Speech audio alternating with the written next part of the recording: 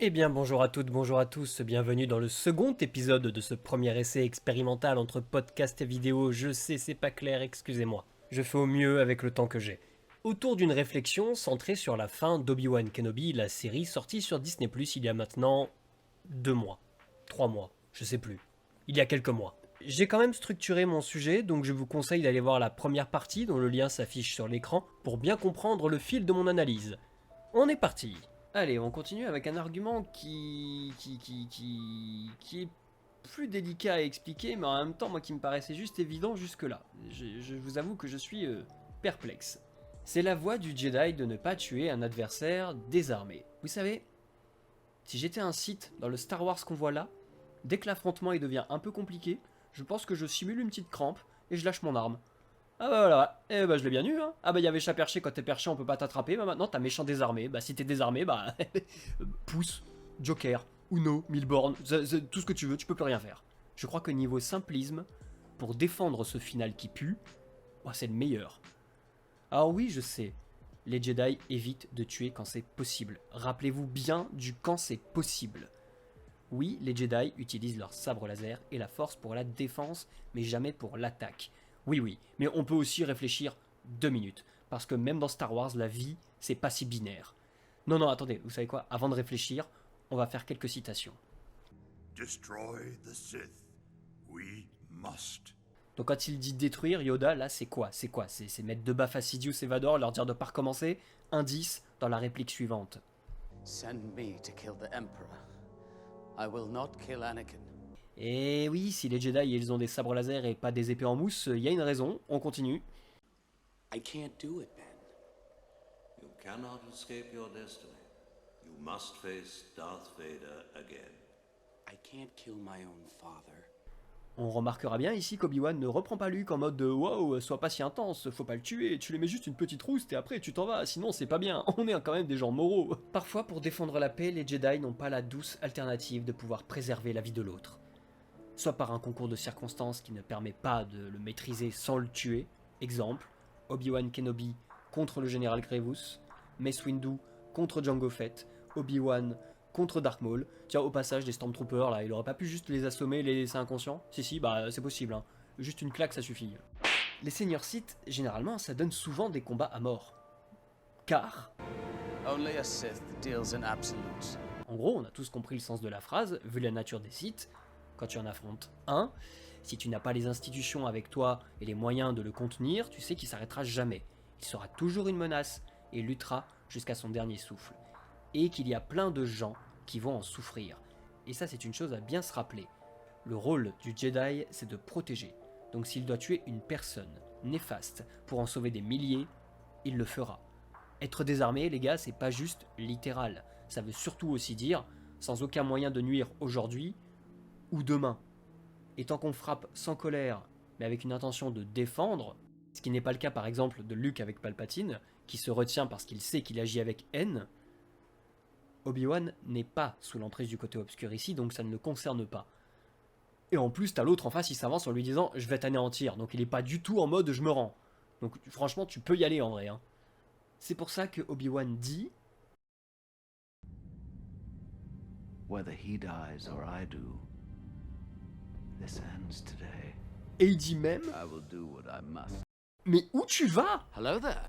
Dans la revanche des Sith, je comprends. Tu te dis bien qu'Anakin il va pas survivre, et son empereur, c'est sûr d'ailleurs, on allait le perdre. Donc oui, Obi-Wan il a pas le courage d'achever son pote, il le laisse à cette fin horrible, ça se discute, hein, est-ce qu'il devrait l'achever ou non, j'ai pas la réponse. Mais ça ne remet pas en question le fait qu'il pensait qu'Anakin allait mourir là. Ce qui n'a rien à voir avec ici, où clairement, un petit retour chez le technicien, ça a vite réglé le problème.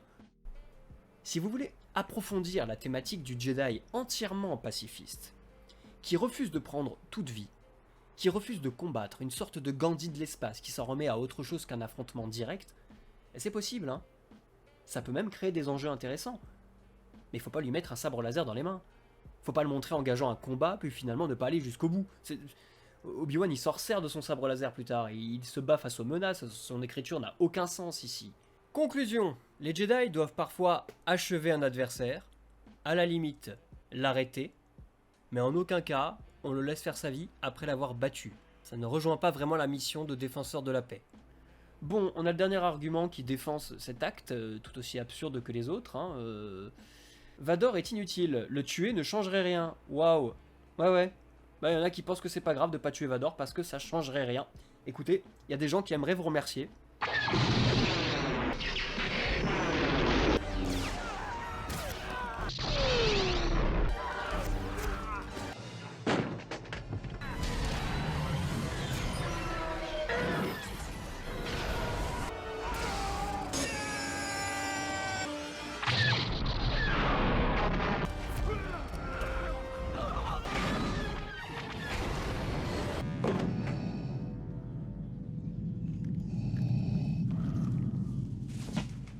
Voilà, beaucoup de compassion pour ces gens, hein, bien sûr. On y a beaucoup pensé avant de laisser cet homme en vie. Tiens, juste pour rigoler, c'est sous son commandement à Vador qu'on attrape Leia, dont le moyen de pression est Alderaan. Merci Obi-Wan, merci. Et les mecs, heureusement qu'on a Han Solo dans l'histoire. Hein. Non, parce que je vous rappelle juste que Vador, il allait shooter Luke avant qu'il arrive à détruire l'étoile de la mort. Donc si je saisis l'idée, on peut compter plus sur les contrebandiers que les maîtres Jedi pour donner de l'espoir à la rébellion et lui permettre de perdurer. C'est formidable. Sinon, pourquoi tuer Vador ne serait pas inutile? Peut-être parce que c'est le numéro 2 de l'Empire, tout du moins le bras droit direct de l'Empereur. C'est le mec qui forme les Inquisiteurs, ils le craignent tous. Ça veut donc dire clairement que c'est le plus fort. Donc si t'enlèves l'élément le plus fort, il se passe quoi? Bah, tu vas créer un doute. Oui. Le côté obscur, il doute face à une opposition puissante. Rappelez-vous comment Sidious il essaie de fuir quand Yoda il envoie valdinguer. Rappelez-vous comment Sidious demande à son élève de vite enlever du jeu le fils d'Anakin Skywalker qui pourrait les détruire. Donc, si tu arrives à te débarrasser du numéro 2, le numéro 1 va se rendre compte qu'il y a peut-être un petit problème. L'ordre Sith, il va quand même être réduit de moitié. Ah, attendez, on me dit, de toute façon, Dark Vador aurait été remplacé. Ouais. Par quoi je commence? Alors, confidence, si Sidious avait pu remplacer Vador en 20 ans, il l'aurait fait, je pense.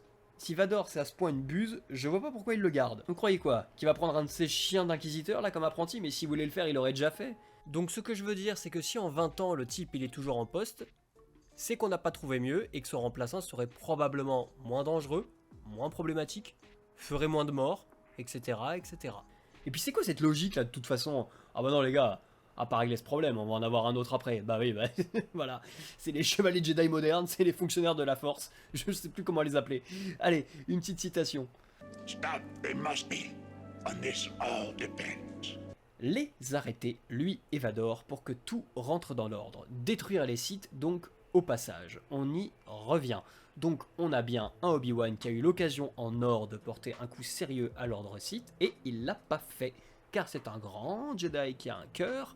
Ouais, mais il demandera à Luke de tuer ce Sith 10 ans plus tard. Mais c'est d'une logique imparable. Cette scène, pour moi, elle détruit le personnage d'Obi-Wan qui devient le pire des irresponsables. L'autre, là, il butait des villageois au pif il y a 2 jours, mais bon, hein, des morts, bah, il y en a tous les jours, hein, MDR. Je comprends pas le délire des gens qui valident ça. C'est du déni, c'est juste moi, vraiment je ne comprends pas et j'essaie de comprendre. Avez-vous des arguments vraiment solides que j'aurais ratés? Parce que pour moi, il n'y a rien à faire là. Si je prends cette œuvre dans le canon officiel, je vais voir toutes les victimes de Vador, tous les problèmes qu'il a posés comme étant de la faute d'Obi-Wan en son âme et conscience. Toutes les futures victimes de Vador sont ici clairement de sa responsabilité. Donc ce final, en plus d'être écrit avec les pieds, c'est une totale négation de l'essence humaine et une négation du message de George Lucas. Et on en vient pour notre prochaine partie, parce que qu'est-ce que ça dit sur nous en tant que public si on accepte ce genre de fin? Quel est le propos de cette fin? Et en quoi on est séduit par ça? Si c'est vraiment par ça qu'on est séduit. On va étudier ça dans notre 3e épisode, merci à vous d'avoir écouté jusqu'ici.